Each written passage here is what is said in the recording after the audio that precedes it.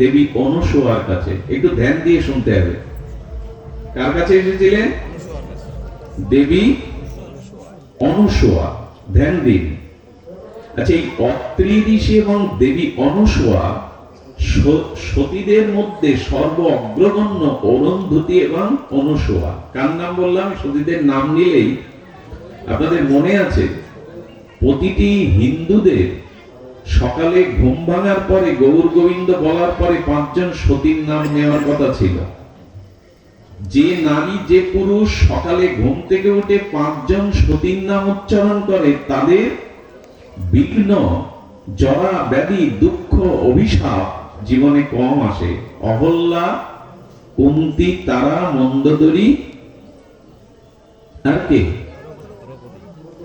দ্রৌপদী। কিন্তু এদের মধ্যেও আরো উজ্জ্বল 2 জন সতী, একটা বশিষ্ঠ দেবের স্ত্রী অরুন্ধতী আর অত্রি ঋষির স্ত্রী দেবী অনুসূয়া। সতী মধ্যে শিরোমণি হলো দেবী অনুসূয়া। সতীত্ব কি? পতিব্রতা কাকে বলে? সতী ধর্ম, সতী কয় প্রকার? এটা দেবী অনুসূয়া মা সীতাকে উপদেশ দিচ্ছেন। আমরা সেইখান থেকেই ওই মণিমুক্তা ডুবুরির ন্যায় তুলে ধরে জানবো। অবাক বিস্ময় করা কথা। সতী উত্তম, মানে প্রথম, দ্বিতীয়, তৃতীয় পাস করতে গেলে প্রথম স্থান, দ্বিতীয় স্থান, তৃতীয় স্থান, আর একটা অপশন থাকে চতুর্থ স্থান।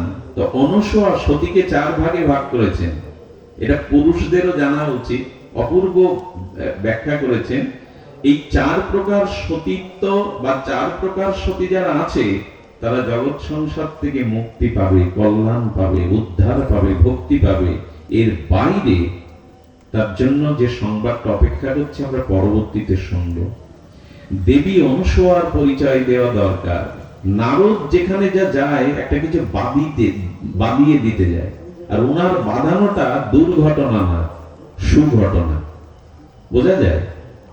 নারদ যেখানে যা কিছু যায় বাধাতে যায়, তবে সেই বাঁধানোটা দুর্ঘটনা না সুঘটনা।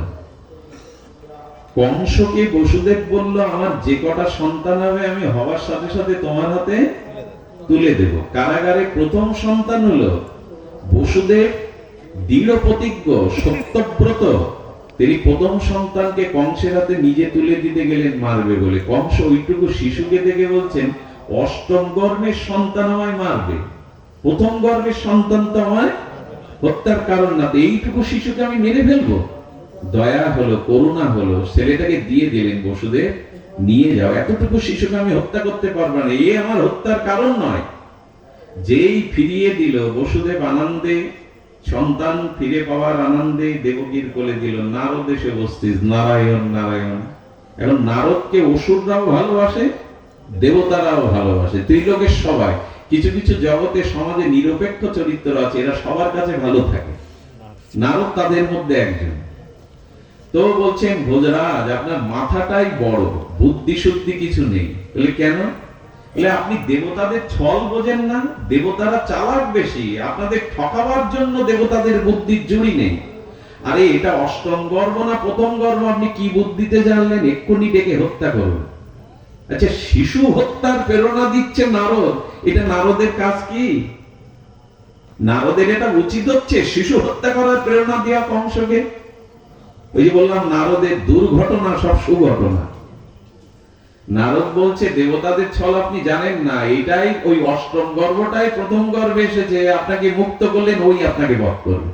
নিজের মৃত্যুকেও চাই, সঙ্গে সঙ্গে ডেকে এনে আছাড় দিয়ে মেরে ফেললো। নারদকে জিজ্ঞাসা করালো, শিশু হত্যার প্রেরণা দিলে তুমি? নারদ বলছে, শোনো, এক ডাক্তারের কাছে এক রোগী গেছে, ফোড়া উঠেছে। নারদ বলছে, তা ফোড়াটা অপারেশন করার মতো অবস্থা তখন নয়, এবং ওটা ফোড়াটা বসানো যাবে না। এই জন্য উনি অপারেশন করবার জন্য, ফোড়াটা ভেতরে চলে গেছে, অপারেশন করতে হবে, কিছু মেডিসিন দিয়েছে, এটা খেলে ফোড়াটা বড় হবে, পেকে উঠবে, তখন এটা অপারেশন ঠিক হবে। ও করেছে কি, এমনি এমনি সারবে কিনা, ও আর ফোড়া ওষুধ খায়নি। প্রথমে বসানোর ওষুধ নিয়েছিল, সেটা খায়নি। পরবর্তীতে ডাক্তার বলছে, দেখো বসলো না, এখন বাড়ানোর ওষুধ দিতে হবে। ও যত দ্রুত বড় হয়, বাড়ে, পাকে, তত অপারেশনটা করা যাবে। ডাক্তার মাঝে মাঝে ফোড়া বসানো না, ফোড়া বাড়ানোর ওষুধ দেয়। নারদ ওই ভূমিকা নিয়েছে। কংসের অত্যাচারে পৃথিবী জর্জরিত, যত তাড়াতাড়ি কংস বধ হয় তত জগতে মঙ্গল। তা কংসের বধ হওয়ার জন্য ভগবানকে আসতে হবে। আর ভগবান কখন আসবে? কংস যত পাপ, যত অত্যাচার বাড়াবে, ভগবানের আগমন তত দ্রুত ঘটবে। এই শিশুকে হত্যা করার ফলে ভগবানের অবতার দ্রুত হবে আর কংস বধ হবে। বললো তো ছেলেকে মেরে বলে কৃষ্ণ যদি আসে, ভগবান যদি আসে, তার ভাইদের সে বাঁচাতে পারবে, কারণ সে স্বয়ং ভগবান। এই জন্য ভগবানের অবতার যাতে দ্রুত হয়, ওষুধদের সংহার যাতে তাড়াতাড়ি হয়, এই জন্য অর্জুন ডোজ দিলেন, ফোড়া যাতে তাড়াতাড়ি বেড়ে যায়। এটা কি দুর্ঘটনা? দুর্ঘটনা নয়।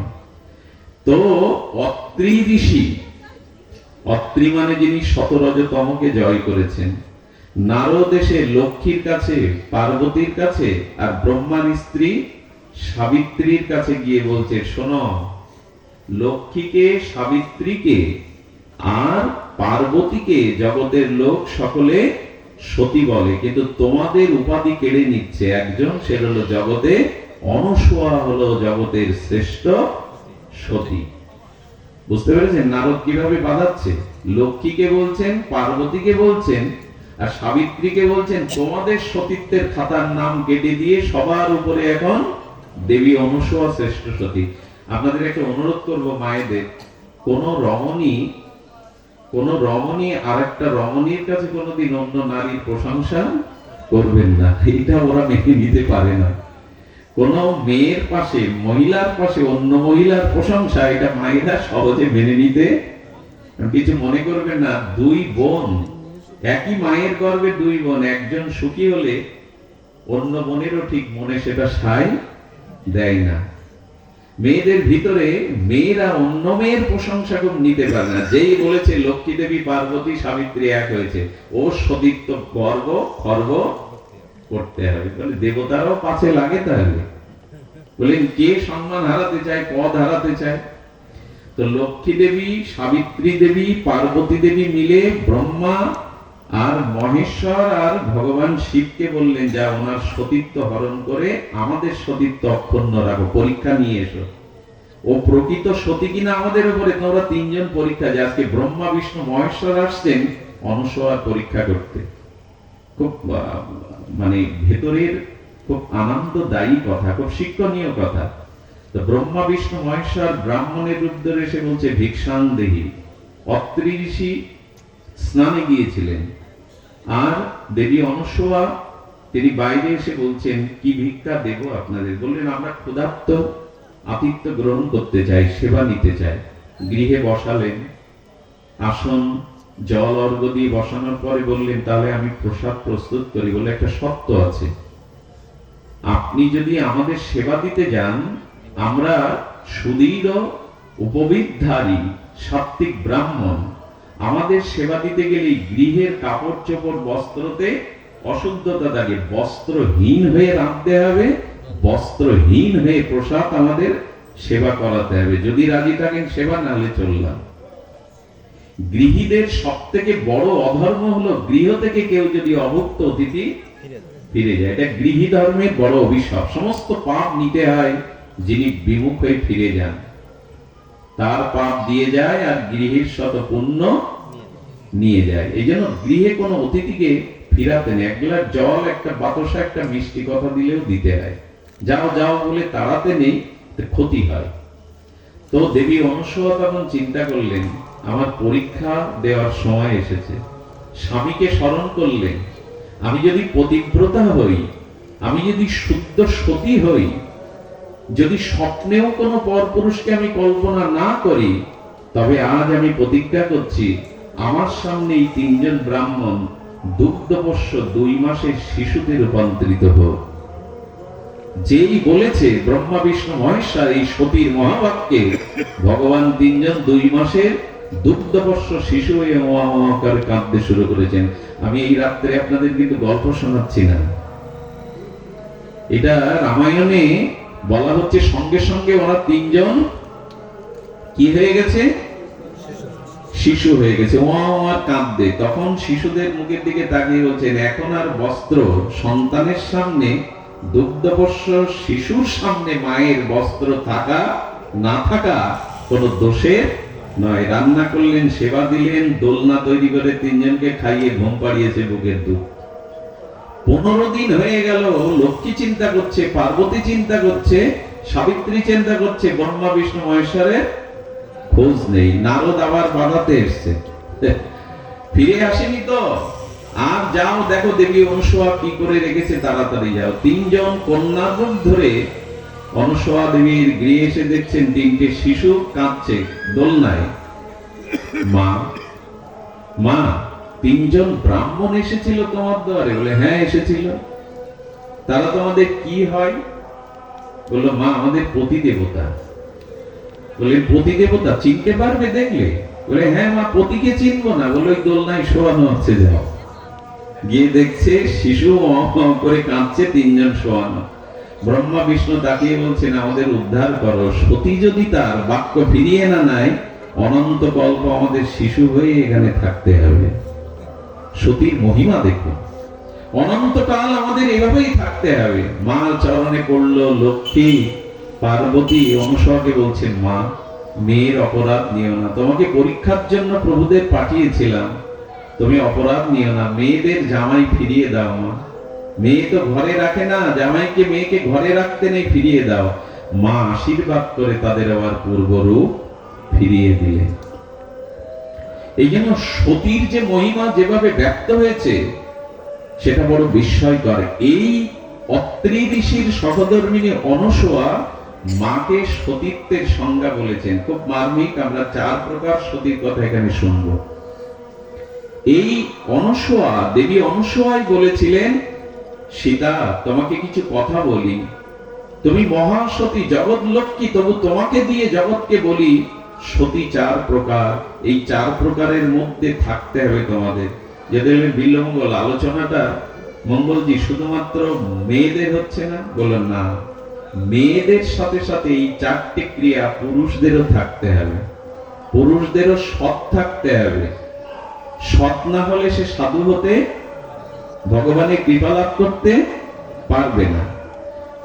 যাই হোক, শব্দ যাই হোক, আপনার এই শব্দের দিকে ধ্যান দিন। আমাদের সমাজ তো কাউকে ক্ষমা করে না। কোথায় ভাগবত হচ্ছে, কারা করছে সেটা আমাদের লক্ষ্য না, আমরা এই দিকে ধ্যান দিই।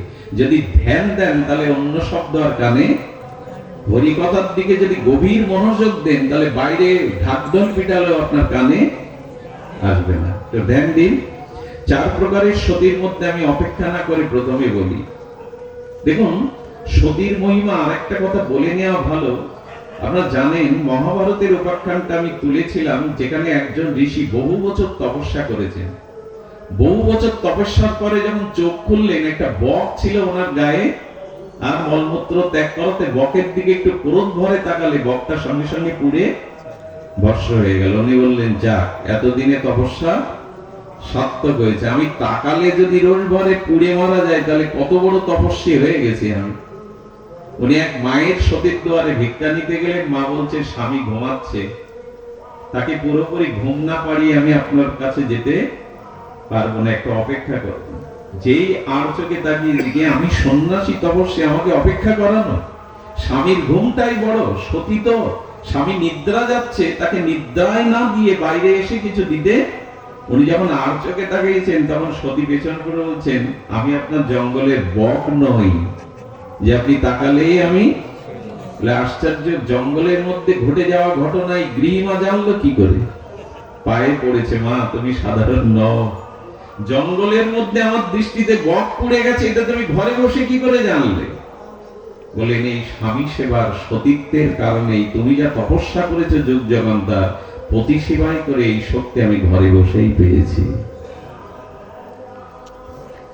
তো সেই সাধু সেদিন বুঝেছিলেন একজন স্বামী সোহাগিনী সতীর মহিমা কি। তারপর আজকে শুনবো প্রথম উত্তম সতীর কথা। শুনুন, সীতা মাকে বলছেন অনুসূয়া, যে রমণী অগ্নি ব্রাহ্মণ সাক্ষী করে আর দ্বিজ ব্রাহ্মণ বেদ সাক্ষী করে স্বামিত্বে পুরুষকে বরণ করে, সেই উত্তম সতী, সর্বোত্তম সতী, সর্বোৎকৃষ্ট সতী সাধ্বী, যিনি জেগে, অর্থাৎ যিনি জাগরণে নয় নিদ্রাতেও কখনো পরপুরুষের ভাবনা তার মনে চিন্তা আসে না, ইনি হলেন সতীদের মধ্যে উত্তম বা শ্রেষ্ঠ। আবার বলি, জাগরিত অবস্থায় না, জাগরিত অবস্থায় না, ঘুমের বা স্বপ্নের মধ্যেও যিনি পরপুরুষকে হৃদয়ে দেখেন না, তিনি উত্তম। এইটা বর্তমান সময়ে সম্ভব নয়। তবে এর একটা দৃষ্টান্ত আছে। মীরাবাই যখন বৃন্দাবনে গেলেন, আমাদের হরিদাস ব্যাসজি উনি রমণী মুখ দেখতেন না, কোন রমণীর মুখ সনাতন গোস্বামীও দেখতেন না, হরিদাস দাসজিও দেখতেন না। মীরা গিয়ে বলছেন, ওনাকে একটু ডেকে দিন, মীরা এসেছে, আমি ওনাকে প্রণাম করব, আশীর্বাদ নেব। সেবকদের বলে দিলেন, ওনাকে গিয়ে বলো আমি মহিলা মুখ বৃন্দাবনের অনেক বাবাজি আছেন এখনো দেখেন না, বলছেন আমি নারীদের মুখ দেখি না। মীরা হেসে কি বললো জানেন? মীরা হেসে বলল, ওনাকে গিয়ে বলো, মীরা জানতো বৃন্দাবনে পুরুষ মাত্র একজন শ্রীগোবিন্দ, পরম পুরুষ, আর সবাই গোপী, আর সবাই নারী। এখন দেখছি আর এক পুরুষের আবির্ভাব হয়েছে, তো কে সে? যেই কথাটা বলা হয়েছে হরিদাসজি চমকে উঠেছেন, সত্যিই তো বৃন্দাবনে গোবিন্দ ছাড়া তো কেউ পুরুষ নন, এখানে তো সবাই গোপী। উনি দৌড়ে এসে দেখছেন সাধিকা মীরাবাই সামনে দাঁড়িয়ে। মা, বড় ভুল হয়ে গেছে, আমার পুরুষ অভিমান এসেছে। বৃন্দাবনে পুরুষ অভিমানে ভজন হয় না, একমাত্র পুরুষ গোবিন্দ। সতী নারী কি দেখবে? আমার প্রতি একমাত্র পুরুষ, আর সকলেই জগতের অমন। ইনি হলেন উত্তম। এই স্তরের উত্তম সতী আমাদের পক্ষে সম্ভব নয়, কিন্তু দ্বিতীয় রেখেছেন। দ্বিতীয় নাম্বারে কারা? শুনছো তো মায়েরা? শব্দ জ্বালাতন করছে না তো? শোনো মন দিয়ে, আর এটি শুনতে হবে। শুনুন, এই কথাটা যখনই মায়েদের বলা হবে পুরুষরা যেন নেচে না ওঠে, তাহলে আমরাই তো আমরা এর মধ্যে পড়ি না। ঠিক উত্তম পুরুষ তিনি, যিনি রামচন্দ্রের চরিত্রের অধিকারী। যেদিন শূর্পণখা সুন্দরী যুবতী রূপ নিয়ে রামকে বরণ করতে এলো, প্রেম নিবেদন করতে এলো, শূর্পণখার দিকে রাম একবারও তাকাননি। যতবার নিবেদন করছে ততবার সীতার দিকে তাকিয়েছেন। আর রাম বলেছিলেন, এক পত্নী ধরো, সীতা ছাড়া জগতে আমার কাছে আর সব রমণী হলো কন্যা, ভগ্নী আর মা। আমার কাছে সীতা ব্যতীত এই জগতে আর যত রমণী আছে তারা আমার কাছে মা, কন্যা, ভগিনী। আমি আপনাদের একটা কথা অনুরোধ করব, পর স্ত্রীর প্রতি এই তিন ভাব বলা আছে শাস্ত্রে, কন্যা, মা আর ভগিনী। এই যে আংটি, এই যে বৌদি, ভাবি, এইগুলো আমাদের বেদের শাস্ত্রে বলেনি। লক্ষণ মা জানকীকে মা বলেই ডাকতো। বৌদি বা এই উচ্চারণ, বৌদি বলা যাবে না আমি তা বলছি না, কিন্তু এই ভাব ছেড়ে যখন অন্য ভাবগুলি আসবে তখন আপনার ভিতরে আবিলতা আসা স্বাভাবিক। কোন একটা আবিলতা এসে যাবে। মা, কন্যা, ভগিনী এ ব্যতীত নারীকে অন্য কোন রূপে দেখতে গেলেই আপনার চিত্ত বিচলিত হবে, বিচলিত হবে। এই জন্য বলছেন যে একমাত্র তিনি সবাইকে রমণী মনে করেন, নিজের পতিকেই কেবল পুরুষ মনে করেন। ইনি উত্তম। দ্বিতীয়, সংক্ষিপ্ত করে বলি, দ্বিতীয় কারা? দ্বিতীয় হলো তিনি জানেন, দ্বিতীয় সতী হলো তিনি জানেন আমার স্বামী ছাড়া জগতে অন্য পুরুষও আছে। এটা তিনি জানেন, আমার স্বামী একমাত্র পুরুষ না, এটা দ্বিতীয় নাম্বারে। অন্য পুরুষও জগতে আছে, কিন্তু সেই অন্য পুরুষ যারা আছে তারা আমার কাছে পুত্র, ভ্রাতা, পিতা। এই দৃষ্টিতে যারা অন্য পুরুষকে দেখে এরা দ্বিতীয় স্তরের সতী। বোঝা গেল কি? আমার প্রতি পুরুষ, আর কোন পুরুষ নেই উত্তমের মতো সে ভাবতে পারে না, এই জন্য তো সে দ্বিতীয়। সে পুরুষ দেখে, জানে, কিন্তু তিনটে সম্বন্ধকে জড়িয়ে রাখে, পুত্র, ভ্রাতা, পিতা। যারা এই চিন্তা করে অন্য পুরুষের প্রতি, এরা দ্বিতীয় স্তরের সতী। এই স্তরটাকে শাস্ত্রে খুব বেশি করে গুরুত্ব দিয়েছে।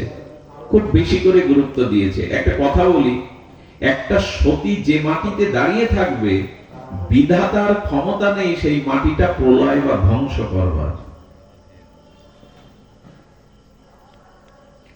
বিধাতারও শক্তি নেই ওই মাটিটাকে, সতীত্বকে, সাধুত্বকে এত উচ্চাসনে রাখা হয়েছে। গোবিন্দ বলেছিলেন, আমার বাক্য মাঝে মাঝে লঙ্ঘন হয়, কিন্তু সাধুর বাক্য লঙ্ঘন হয় না। তেমনি সতীর বাক্য ভগবানও লঙ্ঘন করেন না। তবে শুনুন সেই ঘটনা, আমরা তৃতীয় স্তরে বলবো। তৃতীয় নাম্বার সতীকে, দ্বিতীয় যিনি, পূর্বে কি বললাম, দ্বিতীয় যিনি স্বামী ছাড়া অন্য পুরুষকে পুরুষ মনে করেন, দেখেন, কিন্তু তাদেরকে পিতা, ভ্রাতা এবং পুত্র রূপে দেখেন। তৃতীয় স্তরে যারা আছে, 3 নাম্বার, তারা কি, তারা নিজের স্বামী ব্যতীত অন্য পুরুষও জগতে দেখে, কিন্তু তাদের সন্তান ভ্রাতা পিতা মনে করে না। তারা সুন্দর সুদর্শন যুবকদের প্রতি তাদের মন চলে যায়, কিন্তু মনে মনে তারা অন্য পুরুষকে কল্পনা ভাবনা জাল বনে, কিন্তু পরকালে নরকের ভয়ে, সংসার উচ্ছন্ন যাওয়ার ভয়ে, ধর্মের ভয়ে তারা সেই মনের ভাব বাইরে সাকার বা প্রকাশ, বাস্তবে রূপ দেয় না। এরা হলো তৃতীয় নাম্বারে সতী। বোঝা যায়? শোনা যাচ্ছে তো আপনাদের? তার মানে তিনি জানেন যে আমার প্রতি ব্যতীত জগতে সবাই আমার পিতা, সন্তান, ভ্রাতা নয়। অন্য সুদর্শন পুরুষের মনও চলে যায়, কিন্তু ধর্ম বা পরকালের কথা ভেবে তারা বাস্তবে সেই মনের কল্পনা বাস্তবে রূপ দেয় না। একটা কথা বলি, কলিযুগের একটা বিশেষত্ব কি জানেন? কলিযুগের বিশেষত্ব কি জানেন? আপনারা মন দিয়ে শুনুন। মন তো যাচ্ছে না, আমারও মনে চঞ্চল হচ্ছে, তবু শুনি। কলিযুগের বিশেষত্ব হলো, দেখুন, অন্য সত্য ত্রেতা দাপার যুগে এই সুযোগটা ছিল না। আস্তে, অন্য যুগে এই সুযোগটা ছিল না। কি ছিল না? আবার বলি, ধ্যান দিন। এই বিশেষ কলিযুগে মনে মনে যদি আপনি কোন সৎ চিন্তা করেন, কোন মঙ্গলময় ভগবানের নাম, ভগবানের ধাম, ভগবানের রূপ বা কোন মঙ্গল চিন্তা করেন, তাহলে আপনি সেই পুণ্যের ফল পাবেন। বা কথাটা আমি যদি আপনাদের হৃদয়ে দিতে পারতাম, কলিযুগের মানুষ যদি কোন সৎচিন্তা মনে করে, কাজ না করলে ওই সৎচিন্তার দ্বারা সে তার ফল, এটা অন্য কোন যুগে ছিল না। আর বিশেষ কথা হলো, কলিযুগের মানুষ যদি মনে মনে পাপের চিন্তা করে, কিন্তু সেটা যদি কার্যে রূপান্তরিত না করে, তাহলে ভগবান ওই পাপের চিন্তা কার্য না হলে সেই পাপের ভাগ তিনি তাকে দিবেন না। এই সুযোগ সত্য ত্রেতা দাপারে ছিল না। কি বললাম যদি শুনতে পেতাম আপনাদের কাছ থেকে ভালো হতো। কলিযুগে কোনো অসৎ চিন্তা যতক্ষণ ব্যবহারে বা কাজে রূপান্তরিত না হবে, ততদিন মনের ওই অসৎ চিন্তা ভগবান গ্রহণ বা পাপ লিখবেন। এই ব্যবস্থা যদি থাকতো আমরা কেউ রেহাই পেতাম না। এই ব্যবস্থা যদি ভগবান কলিযুগে রাখতো, তাহলে কেউ রেহাই পেতাম না। একটু ধ্যান দিয়ে শুনুন কেন বলছি। আপনার পকেটে 5,000 টাকার আছে, হালকা জামাতে আমি দেখতে পাচ্ছি বাইরে দিয়ে, আমি আধা ঘন্টা আপনার পেছনে লেগে রয়েছি টাকাটা কিভাবে পকেট থেকে তুলে নেব। আচ্ছা, যদি আমি আধা ঘন্টা না সারাদিন ভাবি টাকাটা না নেই, আর আপনি হাতে নাতে না ধরেন, আমাকে সাজা দিতে পারবেন? একটু কথা বলুন, পারবেন? আমি 10 ঘন্টা আপনার পেছনে ঘুরেছি, ওই টাকাগুলো নেওয়ার জন্য পরিকল্পনা করেছি, ঘুরেছি, কিন্তু টাকা না নেওয়া পর্যন্ত, না ধরা পড়া পর্যন্ত ও আমাকে সাজা দেওয়ার ক্ষমতা রাখে না। তদরূপ মনে মনে যে পাপের চিন্তা কলিযুগে আসতেই পারে। আমাদের খাদ্য ঠিক নাই, আমাদের সঙ্গ ঠিক নাই, আমাদের আচরণ ঠিক নাই, পাপের চিন্তা আসবেই, সকলের আসে, কিন্তু ওটা কার্যে রূপান্তরিত করবেন না। এই জন্য শাস্ত্র বলছে, যদি কোনো খারাপ চিন্তা মনে আসে, খুব কুচিন্তা, ওর জন্য একটু অপেক্ষা করো। আর যদি কোনো সৎ চিন্তা মনে এসে যায়, তাহলে ওটা বর্তমানে প্রয়োগ করো, ভবিষ্যতের জন্য রেখো না। এই জন্য কলিযুগে যদি কারো মনে পাপের চিন্তা উদয় হয়, তবে সেই পাপের চিন্তা ততক্ষণ ভগবান লিখবেন না, পাপ তাকে অর্পণ করবেন না, যতক্ষণ সেটা কার্যে বা ব্যবহারে সে না প্রয়োগ করবে। বোঝা গেল? তার মানে এই কথা বলে আপনাদের বাড়ি দেওয়া গেল না তো, যত পারেন পাপের চিন্তা করুন। ভাগবতে এসে আরো বাড়িয়ে দেওয়া গেল না তো কথাটা। তবে এইটুকু বলি, মনে যদি পাপের চিন্তা এসে যায়, ওটা কার্যে রূপান্তরিত একবার না একবার হবেই হবে। এই জন্য ভালো যে মনে সুচিন্তা ভগবত চিন্তা রাখুন। মনে যদি পাপের চিন্তা, কামের চিন্তা এসে যায়, ওটা কিছু না কিছু বাইরে সংগঠিত হবে। এই জন্য যত পারা যায় অসৎ চিন্তাগুলিকে, তবে যাবে কি করে? এক ঘরে এক আসনে, এই আসনে তো দুজন বসতে পারবে না। এই জন্য বলছেন ভগবানের চিন্তাটা মনে রাখো, যাতে অসৎ চিন্তা প্রবেশের সুযোগ না পায়। এক সিংহাসনে তো দুজন বসবে না।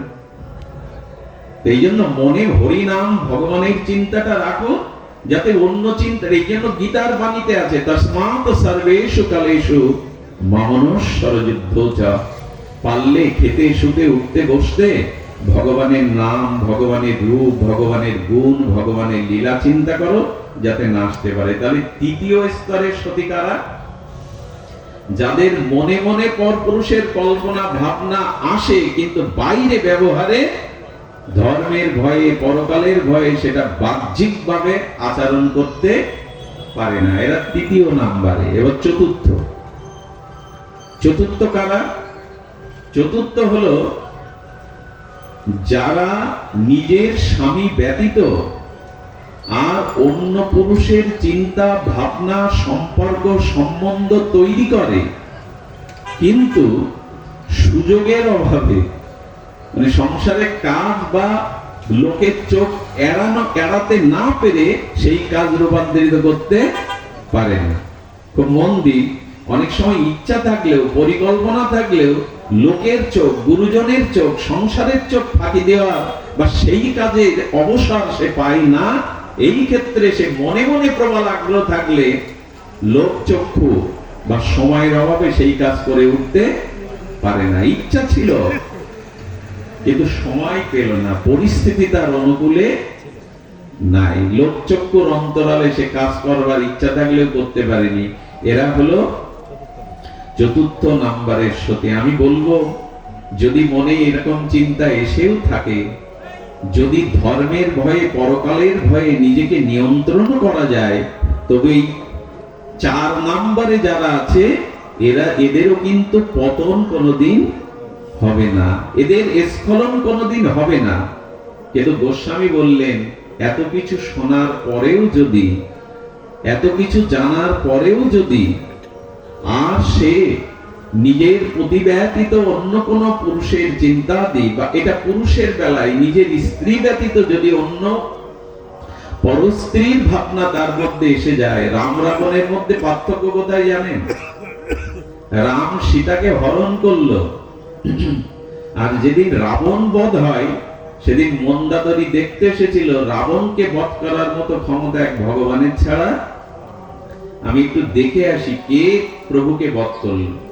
তো যখন মন্দাদরী এসেছে, মন্দাদরী সামনে দাঁড়ালে রামের ছায়াটা মন্দাদরীর গায়ে পড়েছে। প্রভু যেখানে দাঁড়িয়েছিলেন তার প্রতিচ্ছবিটা মন্দাদরীর যেই গায়ে পড়েছে। রামচন্দ্র মা বলে মন্দাদরীকে প্রণাম করলেন। বলে, আপনি প্রণাম করলেন আমায়? বলে, মা, হে মা, তো আমার ছায়াটা আপনার গায়ের উপরে পড়েছে, লঙ্ঘন হয়েছে, এই জন্য আমি সন্তান হিসেবে ক্ষমা চাইছি। সেই দিন মন্দাদরী চোখ তুলে প্রভুর দিকে অবলোক নয়নে বলেছিল, রাবণকে যদি কেউ বধ করতে পারে তো এই পারবে। আমার স্বামী লক্ষ্মীকে হরণ করলো, আর তার স্ত্রী আমার ছায়া পড়াতে সে মা বলে আমাকে প্রণাম করছে। এই তো ভগবান, এটাই তো ভগবানের পরিচয়। বর্তমান পৃথিবী, এই প্রযুক্তিবাদী পৃথিবী, এই নেট দুনিয়ায় আজকে পৃথিবী ধ্বংসের কারণ, সমাজ ধ্বংসের কারণ এই কথার মধ্যেই সেগুলি আছে। যেখানে সাধুত্ব নাই, সতীত্ব নাই, সেখানে যদি আপনি স্বর্গও তৈরি করেন, সেটা অনতি বিলম্বেই সেটা নরকে রূপান্তরিত হবে। শাস্ত্রে বলছেন যদি পাপ হয়েও থাকে, যদি এই স্খলন তোমার জীবনে হয়েও থাকে, তবে এবার ফিরে এসো। হাজার পাপ করলে, অপরাধ করলে, শাস্ত্র বলেছে ভুল হয় হোক, অপরাধ হয় হোক, আর যেন না হয়। এটা মহাত্মা গান্ধী বলেছিলেন, পড়ে যাও ক্ষতি নেই, পড়ে যাও কিন্তু পড়ে থেকো না, পড়ে গেলে আবার ওঠো। ছোট্ট কথা মহাত্মা গান্ধীর, কিন্তু কত অনুভবী কথা। পড়ে যেতে পারো তুমি, কিন্তু পড়ে থেকো না। যদি পড়ে যাও, পড়ে থেকো না, এবার ওঠো।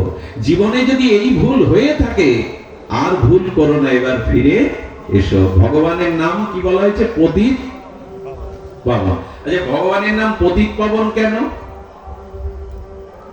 পতিত পাবন এই জন্য, যদি পতিত হয়ে থাকো, পাপী হয়ে থাকো, ভয় নেই, আমার চরণে শরণ নিয়ে আর ভুল করো না, আমি তোমায় উদ্ধার করবো। এই জন্য ভগবান পতিত তারণ, পতিত পাবন। এর সব থেকে বড় দৃষ্টান্ত কে জানেন? অহল্যা। এর সব থেকে বড় দৃষ্টান্ত কে? অহল্যা। অহল্যার কাছে দেখুন, মানুষের কাছে জ্ঞান থাকতে হবে, আবার কি থাকতে হবে? জ্ঞানের সাথে সাথে বিবেক থাকতে হবে। কি কি বললাম? শুধু জ্ঞান থাকলে সে রক্ষা পাবে না, জ্ঞানের সাথে বিবেক থাকতে হবে, বিবেকের সাথে জ্ঞান থাকতে হবে। জ্ঞান বিবেক শব্দটা একই সাথে উচ্চারণ করা হয়, জ্ঞান ও বিবেক। আচ্ছা, অহল্যার কাছে যখন দেবরাজ ইন্দ্র গৌতমের রূপ ধরে গেল, অহল্যা কি মোটে বুঝতে পারেনি এটা আমার পতি নয়? তো কথা বলো, অহল্যার সতী হলে পরপুরুষের স্পর্শ সে বুঝবে না? অবশ্যই বুঝবে। নারী বুঝবে।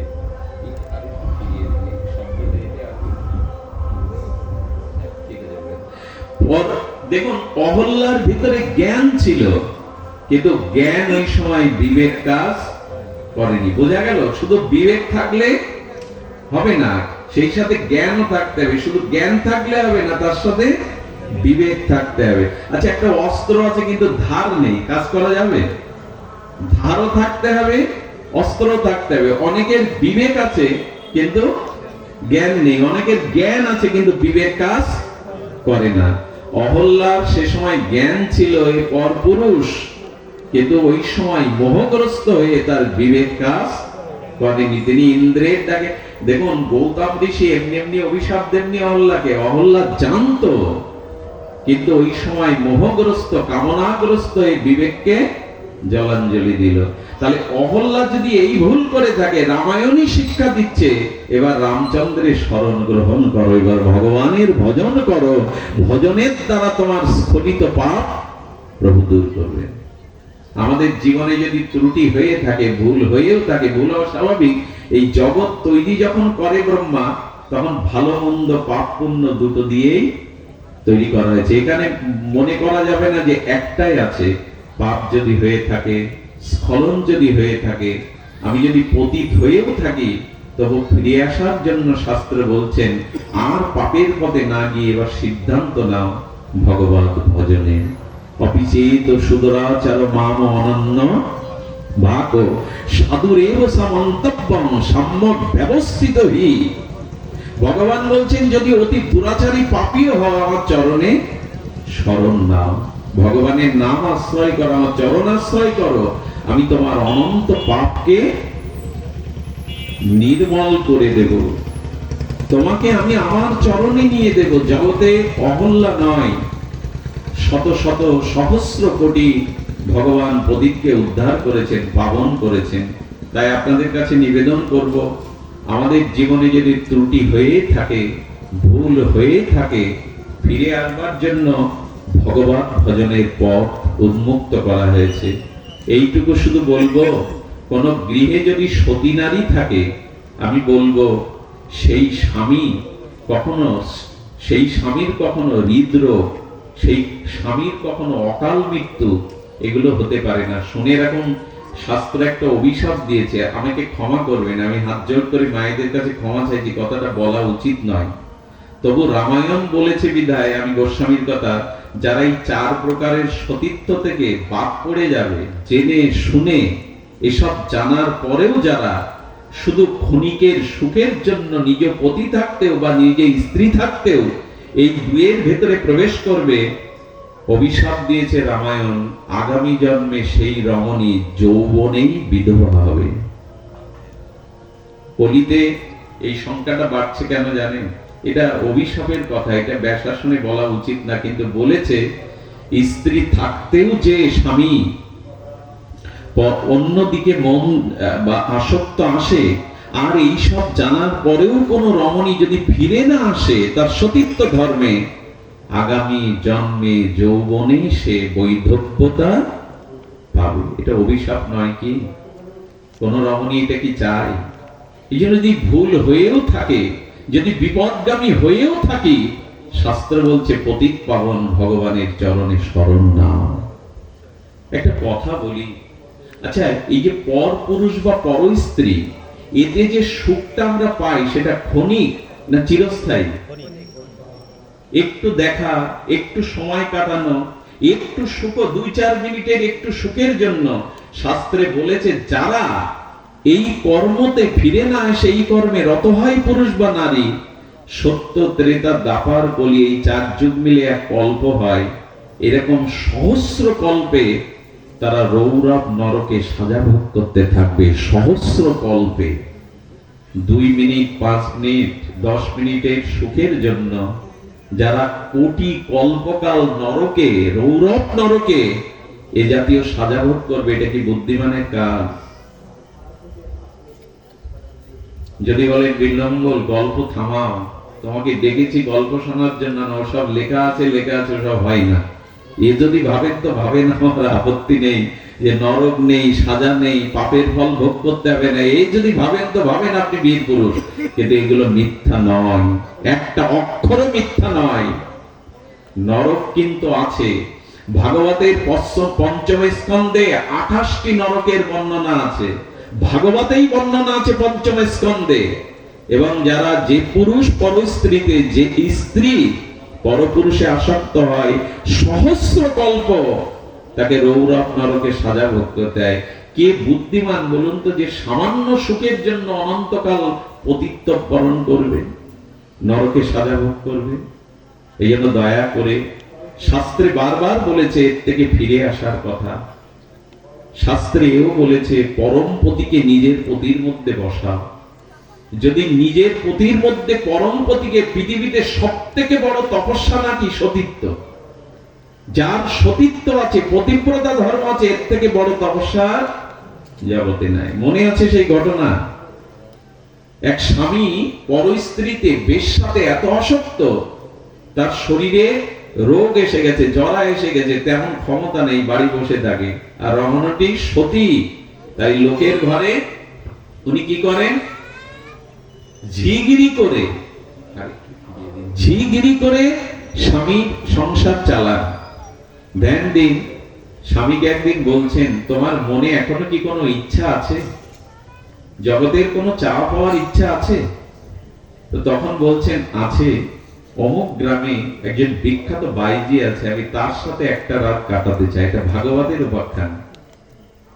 স্বামীর এই কথা শুনে স্ত্রী ওই যে বাইজির কাছে চলে গেছে, বলছে, দিদি কাজের লোক লাগবে? বলে, হ্যাঁ, আমার তো কাজের লোক প্রয়োজন। 3 মাস একটানা কাজ করেছে, বেতন নেয়নি। আর তার স্বভাব, চরিত্র, কাজ দেখে উনি এতটা খুশি, বলছেন, আজ থেকে আমি তোমাকে দিদি বলেই ডাকবো। তুমি সাধারণ রমণী নও, সুশীলা নাম।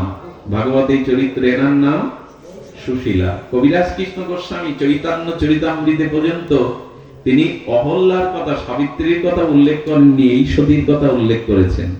এই সতীর কথা, অহল্যার কথাও লেখেননি, ভাগবতে স্থান পায়নি। এই রমণীর কথা কবিরাজ কৃষ্ণ গোস্বামী লিখেছেন। তো বললেন, তুমি বেতন নাও না, তোমার ছেঁড়া কাপড়, মলিন বস্ত্র, তুমি বেতন কেন নাও না? বলে, একদিন চেয়ে নেব। 3 মাস পরে হাত জড়িয়ে বলছে, দিদি বেতন নেইনি, কিন্তু আজ একটা চাইবো তোমার কাছে, একটা প্রার্থনা, বলো তুমি পূর্ণ করবে? বলো, দেখো, তোমাকে আমার হৃদয়ে এমন ভাবে বসিয়েছে, আমি তোমাকে নিজের দিদি মনে করি, বলো। পূর্বের ঘটনা বললেন, আমার স্বামী এক রাত আপনার সাথে নিশি যাপন করতে চায়। অবাক হয়ে রমণীর দিকে আপাতমস্তক তাকাচ্ছেন, বলছেন, এই হলো ভারতীয় নারী। নিজের স্বামীর ইচ্ছা পূরণের জন্য 3 মাস ঝিগিরি করেছে, বেতন নেয়নি, আজকে নিবেদন করছে, বলে, দিদি ওকে নিয়ে এসো।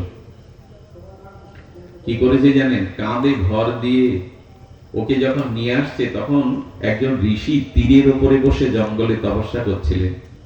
তীরের উপরে বসে, কতটা তপস্বী! ওই যে অসুস্থ মানুষ, তো কাঁধে করে নিয়ে যেতে গিয়ে পাটা লেগে গেছে। ঋষি যায় বলে, কে রে? আমি জঙ্গলে নিভৃতে তপস্যা করছি, কে আমাকে পদাঘাত করলি, ধ্যানে বিঘ্ন করলি?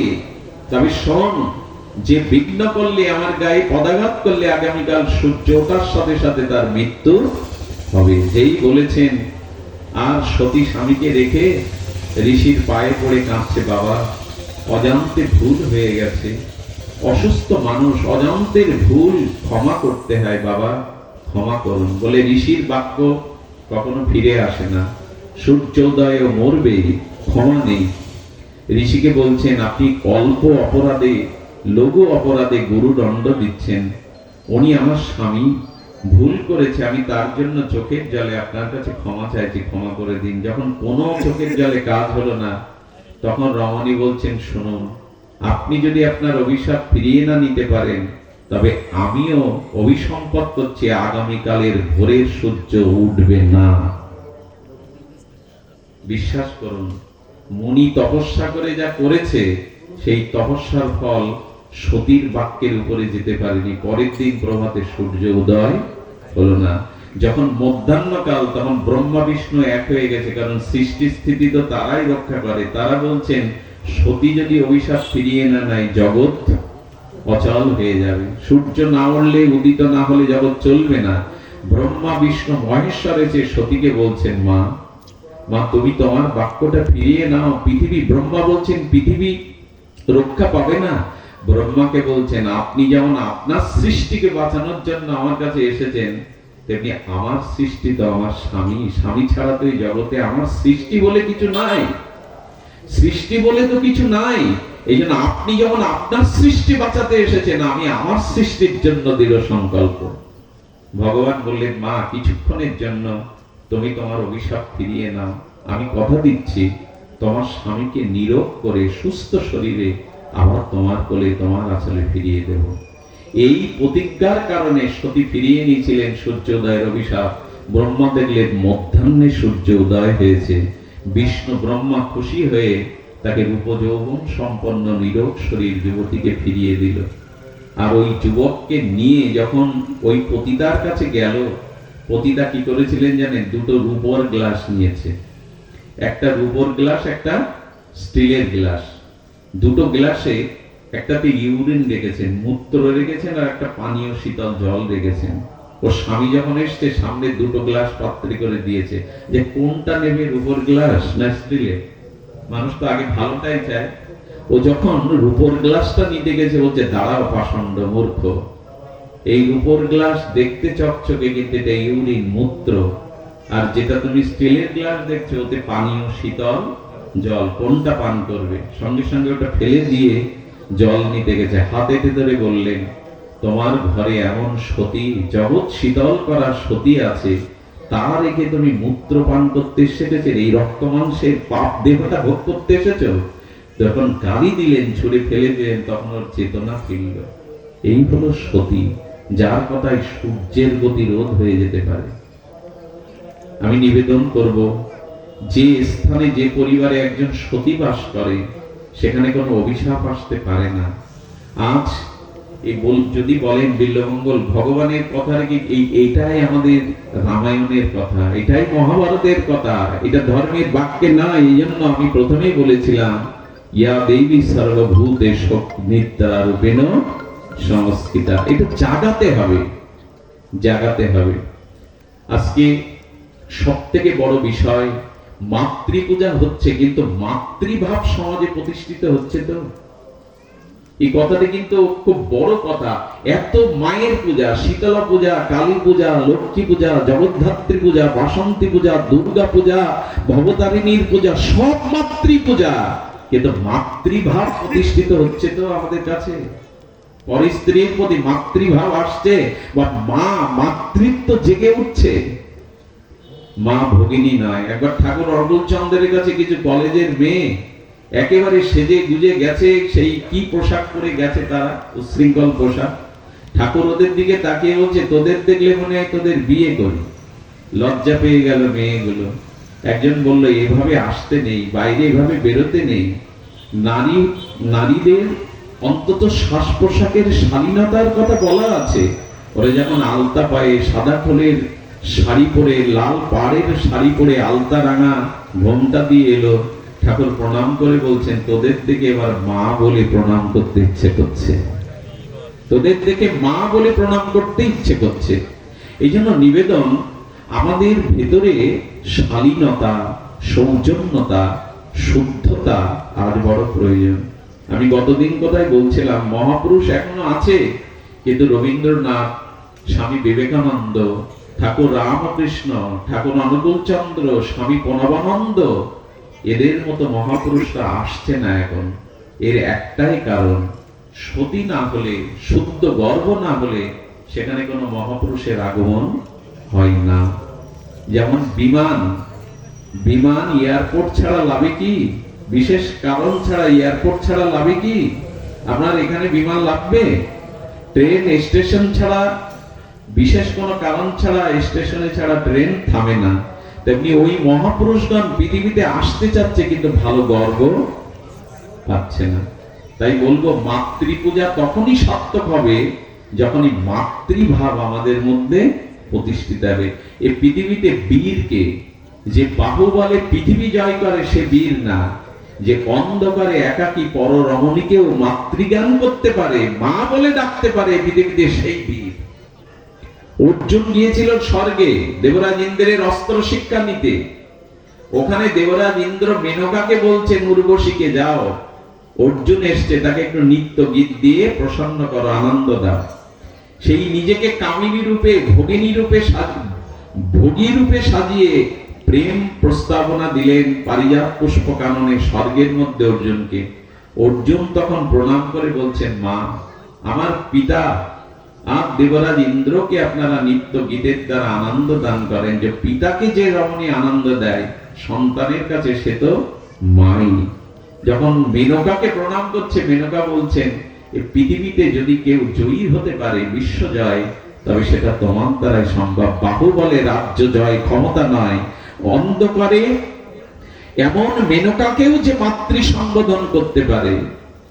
জানেন, লক্ষ্মণ ঠাকুরকে বলা হয়েছিল সীতাহরণের পরে যে তুমি কি চিনতে পারবে মার কানের দুল কোনটা? মা এই দুলগুলো, অহংকার গুলো ফেলতে ফেলতে গিয়েছিল। লক্ষ্মণ বলেছিল, মায়ের নুপুর ছাড়া, মায়ের অঙ্গের কোনো আভরণে আমি বলতে পারবো না এটা মা জানবে কিনা, কারণ আমি মায়ের পায়ের দিকে তাকেই সর্বদা কথা বলতাম। যখন রাম বলছে, নিজের মাকে ছেড়ে, নিজের বাবাকে ছেড়ে তুমি আমার সাথে বনবাসে যাবে কেন? তখন বলছেন, আমার গর্ভধারিণী মা, কিন্তু জগৎ মা আমার সীতা। সীতার সেবা, তোমার সেবা করলে জগতের সব পিতামাতার সেবা করা হবে, তাই আমি যাব। এই জ্ঞান ছিল লক্ষণের। এই জন্য দয়া করে নিবেদন করব, মাতৃপূজা শুধু যেন মায়ের মন্দিরে না হয়, আমাদের মনমন্দিরে যেন মাতৃভাব প্রতিষ্ঠিত হয়। আমরা যেন এই ভাবটাকেই রক্ষা করতে পারি। এই পৃথিবীতে মাতৃভাব না এলে কোন সাধকের সাধনা পূর্ণ জেনে নিন। যতদিন হৃদয়ে মাতৃভাব প্রতিষ্ঠিত না হবে, ততদিন সাধন ভজন পূর্ণতা পাবে না। ঠিক তদুপরি একজন সতী যে গৃহে থাকবে, তার স্বামী অল্প আয়ু হবে না, তাদের হাড়ের রোগ সহসা হবে না, অল্পতে জরাবার্ধক্য তাদের আসবে না। তার কারণ শুনুন, মনে আছে আপনাদের শঙ্খচূড়ের স্ত্রী তুলসীর কথা? তুলসী ছিলেন মহাসতী, শঙ্খচূড় ছিল দৈত্য, ভগবান বিরোধী। তো দৈত্যকে বধ করবার জন্য আর কেহ না, ভগবান শঙ্কর, ভগবান শিব শঙ্খচূড়কে বধ করতে গিয়ে কয়েক হাজার বছর যুদ্ধ করেও শঙ্খচূড়কে বধ করতে ভগবান পাচ্ছে না শঙ্খচূড়ের সাথে। বিষ্ণু বলছেন, শঙ্কর, হাজার বছর যুদ্ধ করেও তুমি পরাস্ত করতে, বলে প্রভু ও অসুর, আর শঙ্খচূড় তো অসুর, দেবতাদের শত্রু, আমি ভগবান শঙ্কর কেন পরাস্ত করতে পারছি না? বললেন, ওর হাতের চাবিকাঠি, ওর আয়ুর চাবিকাঠি আছে ওর স্ত্রীর হাতে, তুলসীর হাতে। তুলসীর যতদিন সতীত্ব আছে আপনি ভগবান শঙ্কর হলেও শঙ্খচূড়কে বধ করতে পারবেন না। একবার ভেবে দেখুন তো কতটা কোন স্তরে। ভগবান শিব পাচ্ছে না শঙ্খচূড়কে পরাস্ত করতে, কারণ ঘরে তুলসীর মতো সতী আছে। শেষে কি ঘটেছিল আপনারা জানেন। জগৎ রক্ষার জন্য ভগবান বিষ্ণু তুলসীর সতীত্ব হরণ করেন, আর যখনই তুলসীর সতীত্ব হরণ হলো তখনই শঙ্খচূড়কে বধ করা গেল। এই কথার এটাই সংকেত, ঘরে যদি সতী সাধ্বী কুলবতী সাধ্বী রমণী থাকে, তবে তার স্বামী, তার যে দীর্ঘায়ুতা, তার যে সুস্থতা, তার আয়ু বৃদ্ধি হয়, তার মঙ্গল বৃদ্ধি হয়, তার কল্যাণ বৃদ্ধি হয়। সতী যে মাটিতে দাঁড়িয়ে থাকবে সেখানে অন্ন কষ্ট কোনোদিনই আসবে না, অভাব আসতে পারে, অন্ন কষ্ট আসবে না। এই জন্য জগতে মায়ের পূজা শুধু মন্দিরে না হয়ে ইয়া দেবী সর্বভূতে মাতৃরূপেণ সংস্থিতা, এই মন্ত্রগুলো বীরেন্দ্র কৃষ্ণ ভক্তের কণ্ঠে ভালো লাগে, বাজাই বটে, কিন্তু জীবনে বাজলো না। হারমোনি এখানে আছে, বাদক না বাজালে কোনোদিন বাজবে নিজে নিজে? বাঁশি কি নিজে নিজে বাজে? তো সারা জীবন বীরেন্দ্র কৃষ্ণ ভদ্রের মন্ত্র শুনলেন, ভালো লাগলো মহালয়ার দিনে, কিন্তু জীবনে বেজে উঠলো না। ইয়া দেবী সর্বভূতে মাতৃরূপেণ সংস্থিতা, প্রত্যেক নারীর মধ্যেই ওই আদ্যার শক্তি মায় আছে, এই দৃষ্টিতে দেখো। এ কথা শুধু মায়েদের নয়, বিপরীতে পুরুষদেরও। এ কথা পুরুষদেরও। অর্জুনের মতো স্বর্গের মেনকাকেও যে প্রেম নিবেদনের পরে মা বলে ডাকতে পারে, প্রণাম করতে পারে, বিশ্বজয় দুর্যোধন করবে? করবে অর্জুন। জয়ী কে হবে জগতে? অর্জুনই জয়ী হবে। তাই জগতে নিবেদন করব, এই মাতৃ পূজা, মাতৃ আরাধনার সার্থকতা সেই দিনই হবে যেদিন আমাদের ঘরের মেয়েরাই লক্ষ্মী সরস্বতী দেবী দুর্গার স্বভাব গ্রহণ করবে। আমরা মাতৃপূজার সাথে আমাদের সমাজে ব্যবহারে পরিবারে মিল নেই। তাতে কি ঘটছে জানেন? এখানে বাসন্তী পূজা, ওখানে কালী পূজা, ওখানে লক্ষ্মী পূজা, ওখানে সরস্বতী পূজা। কিন্তু অভিশাপের খবর হলো, দুঃসংবাদ হলো, আমাদের হিন্দুর ঘরে লক্ষ্মী সরস্বতী অন্য ধর্মে চলে যাচ্ছে, আমরা তাদের আটকাতে পাচ্ছি না। এই ঘটনা শত শত নয়, সহস্র। কোটে উঠে দাঁড়িয়ে জন্মদাতা পিতামাতা কাঁদতে কাঁদতে চলে আসছে, এর থেকে ওকে মেরে ফেলাই উচিত ছিল, বিষ খাইয়ে মেরে ফেলা, ওকে জন্ম না দেওয়াই উচিত ছিল। কাঠগড়ায় দাঁড়িয়ে বলছে পিতামাতা চিনি না, সনাতন ধর্ম আমি মানি না। কেন এত পূজা করছেন? ঘরের লক্ষ্মীকে, ঘরের সরস্বতীকে রক্ষা করতে পারছেন না? এগুলি রক্ষা কিসে হবে? শুধু পূজা করে ঢাকঢোল পিটালে আমাদের স্বভাবে মাতৃভাব প্রতিষ্ঠিত করা লাগবে না? এই জন্য মাতৃ পূজাটা শুধু মন্দিরে নয়, প্রতি গৃহে, প্রতি মেয়ের মধ্যে ধর্ম অনুভূতি জাগাতে হবে। দুর্গার অনুভূতি, সাবিত্রীর অনুভূতি, বেহলার অনুভূতি। আশ্চর্য সতীত্ব ধর্ম। মরা হাড়গুলো, স্বামীর হাড়গুলো কি বেঁধেছিল? বেহলা হাড়গুলো থেকে ফিরিয়ে আনলো, জমের কাছ থেকে। কম কথা, জমের কাছ থেকে মৃত স্বামীকে ফিরিয়ে আনলো। শুধু ভক্তগণ, এই জন্য নিবেদন করব, পূজা শুধু যেন মণ্ডপে না হয়, শুধু মন্দিরে না হয়, আমাদের ঘরের ছেলে মেয়েকে এই আদর্শগুলো দিন। আজকে তো 5টা সতীর নাম বলতে বলুন মেয়েদের, আমি মনে করি 95% কেন 99% মেয়েরাই পঞ্চসতীর নাম জানে না। তো তাদেরকে কে শিক্ষা দেবে? পঞ্চসতীর নামাবলী সমাজে মাতৃপূজা, মাতৃত্বের মধ্যে যদি প্রতিষ্ঠিত না হয়, তবে সেটা কখনোই জাগবে না। এই জন্য শাস্ত্র বারবার বলেছেন, সতীত্ব ধর্মে নারী জেগে ওঠো, সেই মঙ্গল শঙ্খ নিনাদে সতীত্বের তেজে জেগে ওঠো। পুরুষদের বলা হয়েছে, তোমরা সেই আদর্শের নিরিখে জেগে ওঠো। যদি যা জাগতে পারে, তখন সমাজে মাতৃপূজা সার্থকতা হবে। তখনই এই ভাগবত আলোচনা, শাস্ত্র আলোচনা সার্থক রূপ নেবে। শুধু ভক্তগণ, রাত অনেক হয়েছে। আমি যে বিষয়ে অবতারণা করেছিলাম, সেই অদাস্য জাগ্রতি সংযমী, শেষে গীতার এই শ্লোকটা একটু আস্বাদন করে আমাদের দাদাজি এসছেন। ওনার পরিচয় মনে মাইকে বলবার আর অপেক্ষা রাখে না। পরিচিত হতে হতে এমন হয়েছেন, এখন ওনার গায়ের গন্ধেও সুখে বলা যায় যে সনদদা এসছেন। ওনার গায়ের গন্ধ বাতাসে বলা যায়। শাহ আলম টিটু ভাই আমাদের ভাইস চেয়ারম্যান ক্যান্ডিডেট প্রার্থী, উনিও এসেছেন, ওনাকে আমরা পূজা কমিটির পক্ষ থেকে অভিনন্দন জানাই। তবে দাদা ভালো সময় এসেছেন। এই আমাদের নেতৃবৃন্দ যখন আলোচনার মাঝখানে আসেন তখন মুখে যাই বলি, মনে মনে ওই লোক যখন ঘুমায় সংযমী ব্যক্তি তখন জেগে থাকে। তার মানে কামনা বাসনাই হলো ঘুম। কামনা বাসনায় আমার মতো অসংযমী ভোগী ব্যক্তি ঘুমিয়ে আছে, আর কামনা বাসনাকে দূরে ফেলে সংযমী ব্যক্তি জেগে থাকে। এই জন্য যাসাং জাগ্রতি ভূতানি সানিশা পাশ্চাত্য মন, যিনি মননশীল, যিনি মনন ক্রিয়ার দ্বারা যিনি বিবেক ও বৈরাগ্য জাগ্রত করেন, তিনি ভোগে জেগে থাকেন। এই ভোগময় জগতে, বাসনাময় জগতে তার বিবেক ও বিচার তিনি জাগিয়ে রাখেন। দেখুন, যিনি সাধু হন, বিবেকী হন, বিচারশীল হন, তার চারটে পা হয় না, চারটে মাথা হয় না। পাপী স্খলিত ব্যক্তির যেমন দুটো পা একটা মাথা, সাধুরও তাই। পার্থক্য কোথায়? পার্থক্য রাজহংস আর বক যেমন এক না। বক মাছ খায়, প্রতি দুর্গন্ধ হয়। রাজহংস জল ফেলে দুধ খায়। এই জগতে সেই সংযমী, সেই শুদ্ধ সতী সাধু যারা ভোগের মধ্যে ডুবে নেই, যারা ত্যাগ ও বৈরাগ্যের মধ্যে ডুবে আছে, তারাই জাগ্রত, তারাই মনি, তারাই সংযমী।